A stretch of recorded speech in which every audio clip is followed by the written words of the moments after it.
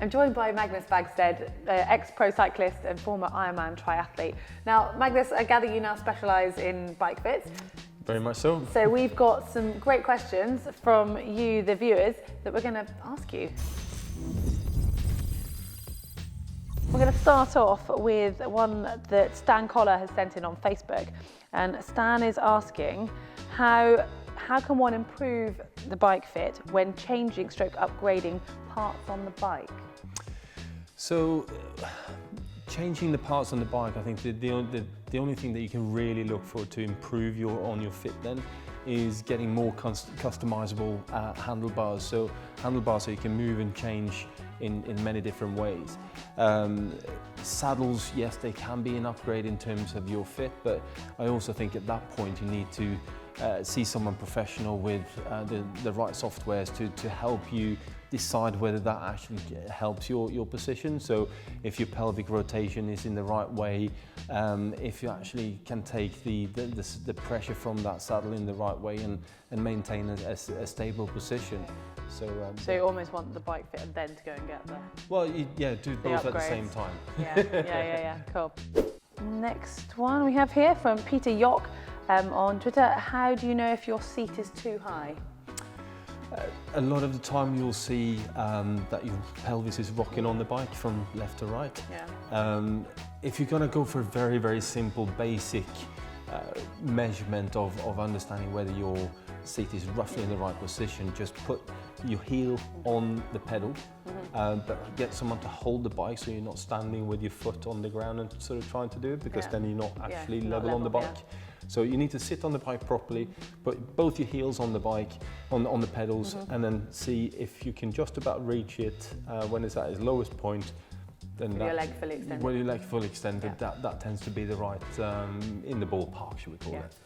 Cool, that's a nice, straightforward one.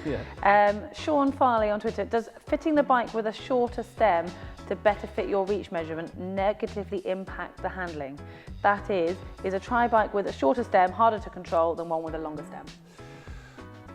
No, not really. The tri-bikes tends to be the extension on the skis and where your elbows are placed on the pads that changes how the bike handles. Okay.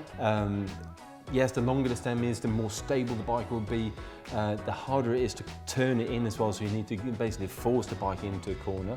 Right.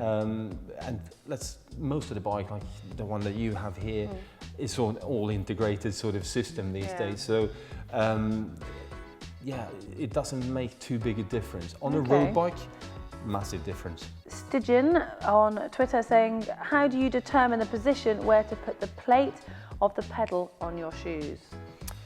Now, the easiest way to do this is basically place your foot on a normal sheet of paper, draw a line around the outside of your foot,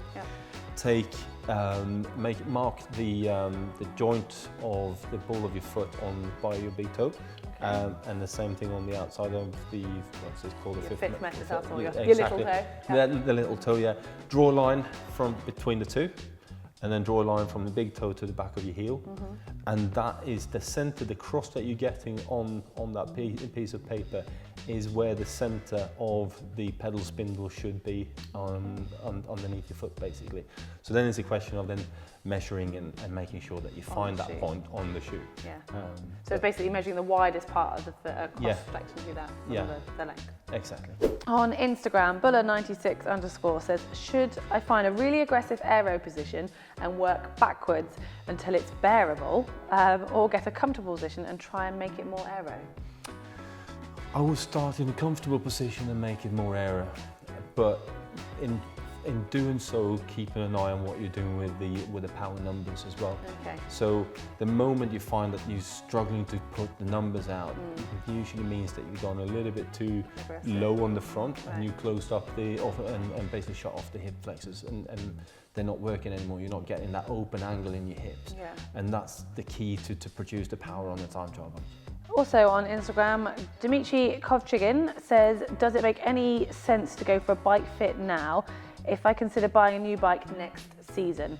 What insights can I get from the bike fit on my current bike for selecting a new one? Well, if you got a bike already now, then I'd say definitely have a bike fit now.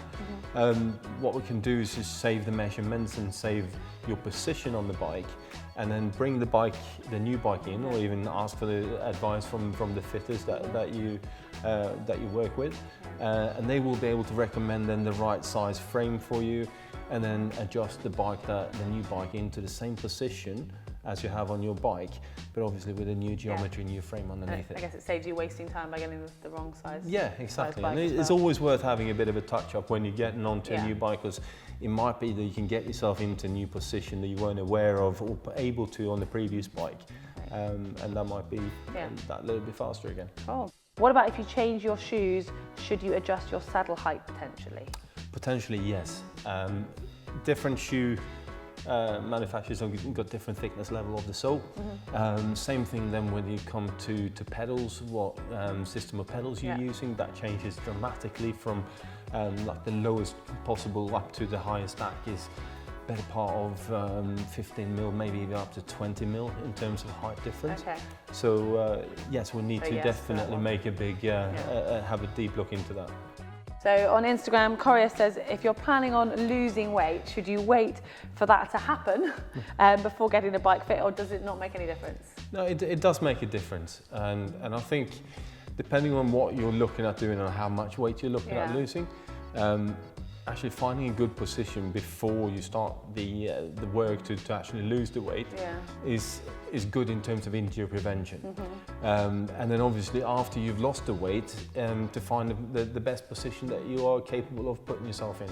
So again, it's finding that happy medium of doing, if you can only afford to do one serious bike fit, then I would say probably do so after you've lost the weight and you're starting to look into performing in one way or another. Yeah, and I guess it depends if you're planning on spending hours on the bike to lose the weight, or you're doing it elsewhere, doesn't it? Yeah, exactly. I mean, it's a difficult question to say so, but if you can do both in terms of just get a very basic bike fit when you start in the work to lose the weight, and then as you go along and you find that you're really enjoying your riding and you want to do more of it, whether it's triathlons or whether it's sportives or ground fondos or whatever it might be, then get yourself a proper serious bike fit at that point to take you forward and really enjoy what you're doing.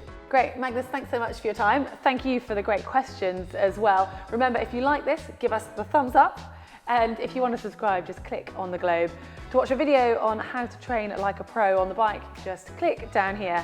And for a video on clip-on versus drops, down there.